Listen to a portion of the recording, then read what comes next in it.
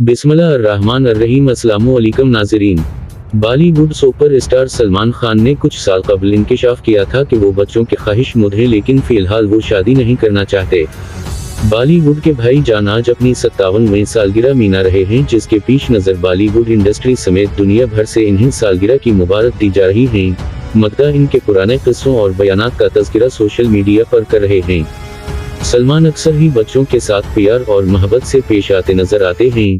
भारतीय मीडिया के मुताबिक 2019 में दिए गए अपने एक इंटरव्यू में बच्चों का तज़किरा किया था। अदाकार का मुस्कुराते हुए कहना था कि मुझे बच्चे चाहे लेकिन बच्चों के साथ माँ भी आती है।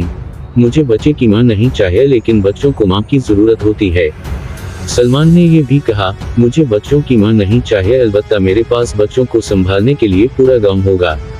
ख्याल रहे कि माजी में सलमान खान के मुतअद्दिद अदाकारों से मुआशक़े की खबरें सामने आई, लेकिन इन्होंने अब तक शादी नहीं की। नाज़रीन, अपना ख्याल रखिएगा। खुदा हाफिज़। पाकिस्तान जिंदाबाद।